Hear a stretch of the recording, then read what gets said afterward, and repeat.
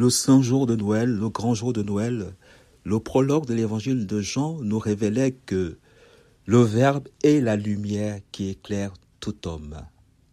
En célébrant le baptême de Jésus dans la lumière de Noël, nous célébrons le grand mystère de notre propre baptême.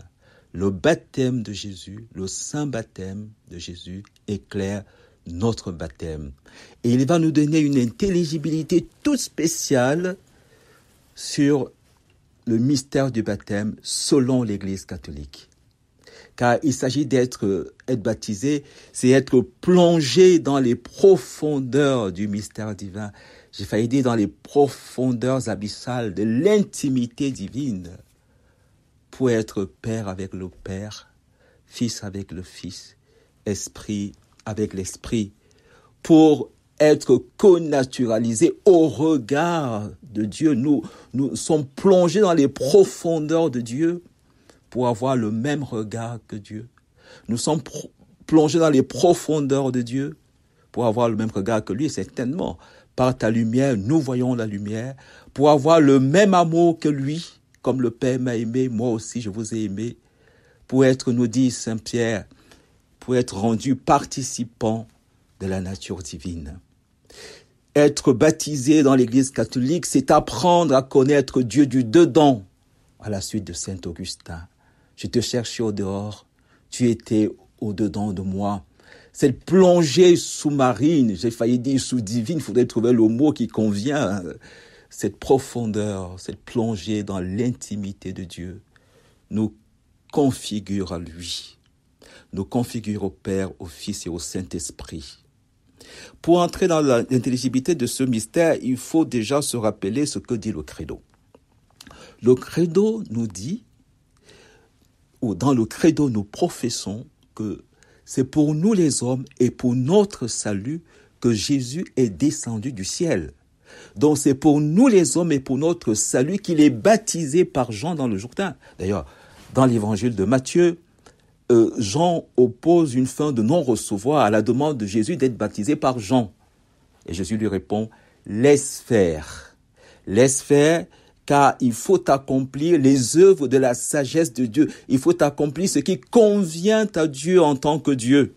Oui, être baptisé, ce n'est rien d'autre que de laisser Dieu naître dans l'homme pour que l'homme épouse les sentiments, le regard, la sagesse, l'intelligence, la lumière de Dieu, le propre mystère de Dieu qui devient notre mystère. Pour entrer profondément dans ce mystère, je vous propose de regarder une clé de lecture du mystère de baptême dans le livre de l'Exode. Il s'agit de Moïse. Car si Jésus descend du ciel et il descend dans le Jourdain, n'oubliez pas, c'est le lieu le plus bas du monde. Jésus va le plus bas possible pour aller chercher tout ce qui gise au fond des eaux. C'est ainsi que Moïse est sauveur des eaux. Et c'est Moïse qui nous donne le paradigme du baptême. C'est certainement les paroles de la fille du Pharaon au sujet de Moïse. La fille de Pharaon dit à la mère de Moïse, « Emmène cet enfant et allaite-le, et moi je te donnerai ton salaire. » Il devint pour elle un fils. Vous voyez, quand Jésus sort de l'eau, la voix du Père est là. C'est toi, mon fils bien-aimé. Les mêmes paroles. Jésus sort de l'eau, comme Moïse sauvé des eaux. Au moment où il sort de l'eau, c'est très curieux parce que normalement le baptême, c'est le fait d'être plongé.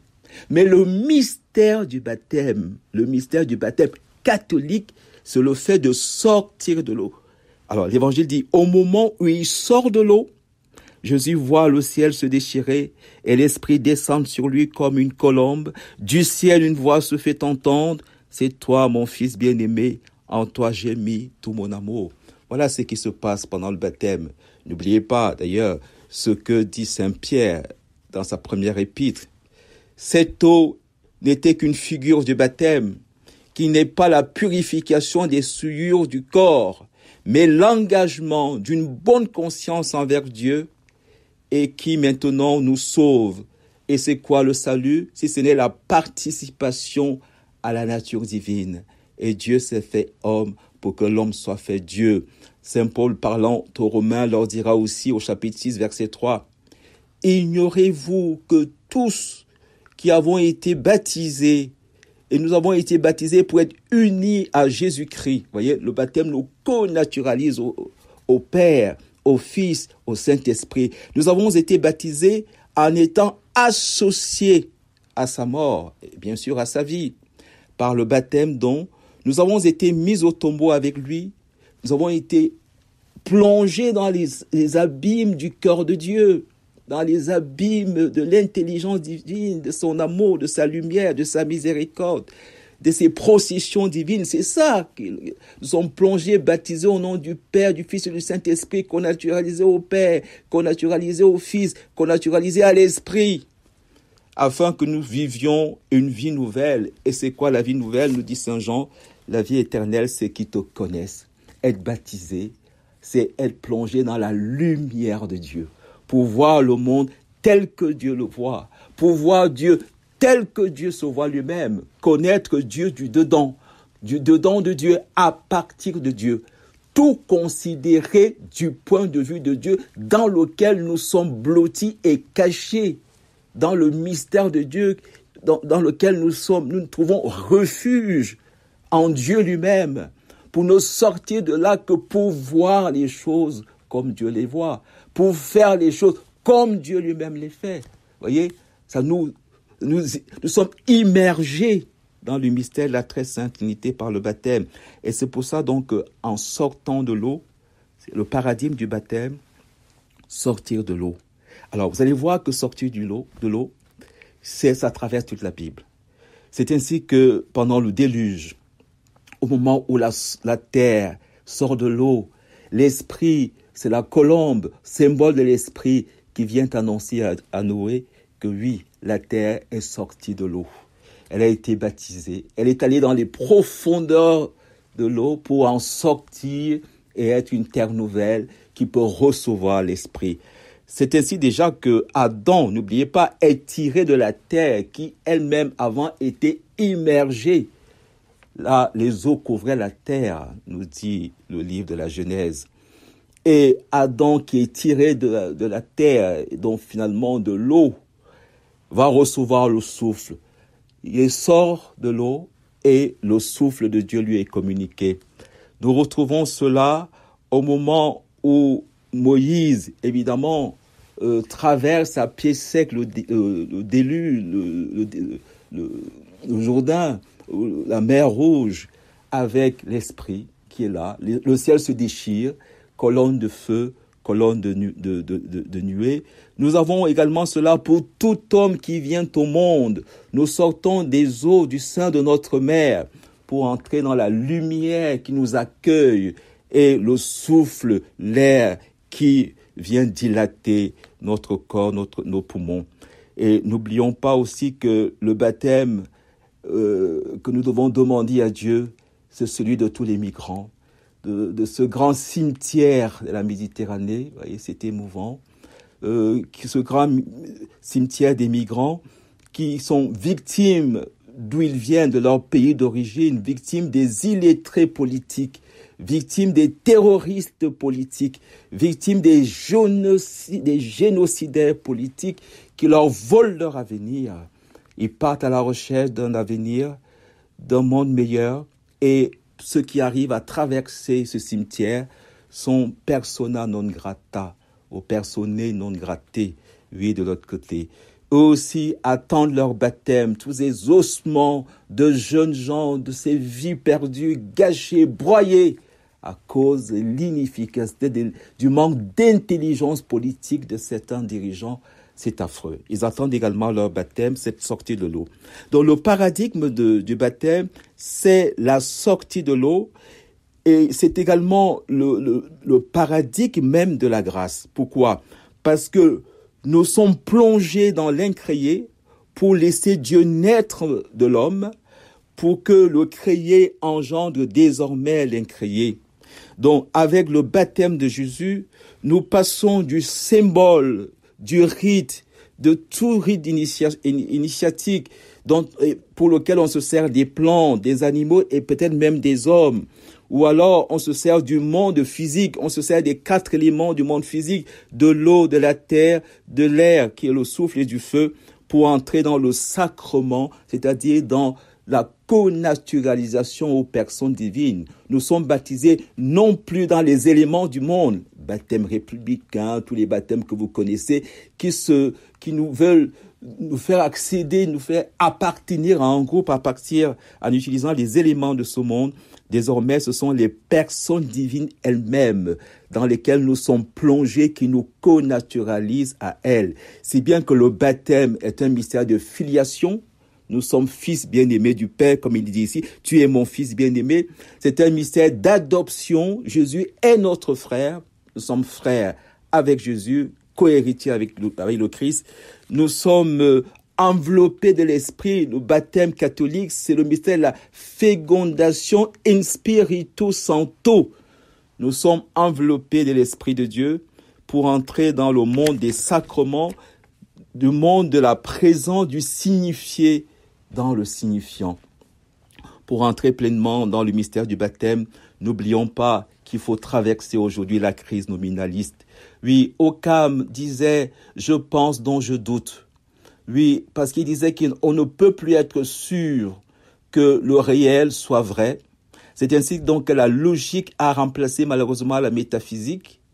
Et la métaphysique étant remplacée par la logique, nous sommes entrés dans le primat du sujet pensant.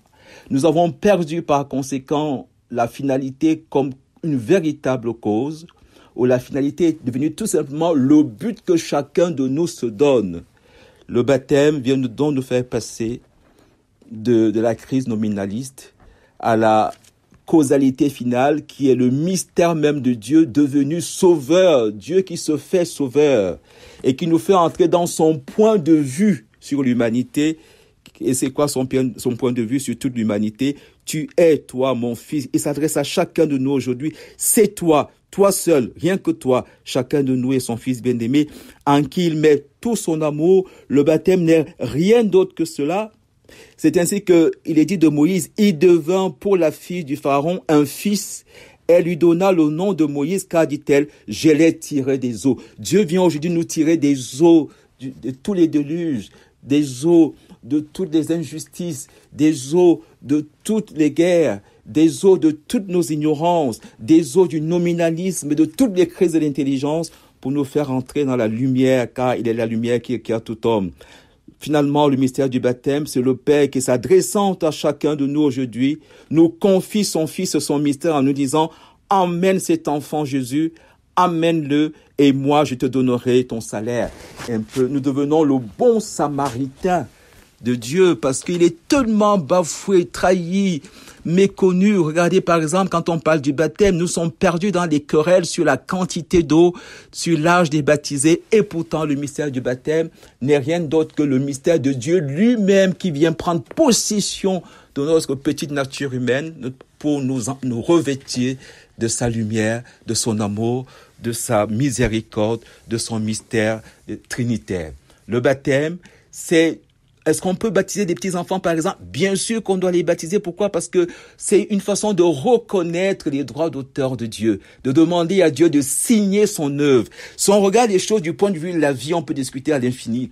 Mais si on regarde les choses du point de vue de l'être, en sachant que tout être créé reçoit l'être de celui qui est l'unique être nécessaire, à savoir l'être premier, alors baptiser, c'est tout simplement retourner à la source pour laisser Dieu nous marquer de son empreinte comme d'un sceau, de mettre sa signature sur l'œuvre que nous sommes et nous faire par conséquent participer à sa propre vie qui est la vie trinitaire, la vie des 3 personnes divines. Nous sommes baptisés au nom du Père, du Fils et du Saint-Esprit. Dieu nous aime tellement qu'il fait de nous son bon samaritain. Il nous confie aujourd'hui le mystère de son Fils pour que nous en devenions des gardiens, pour que nous en devenions des intendants. Oui, la confiance de Dieu, le baptême n'est autre chose que la confiance, la foi de Dieu en l'homme qui nous confie son Fils unique pour que nous en prenions soin. Et il nous récompensera quand il reviendra. Amen.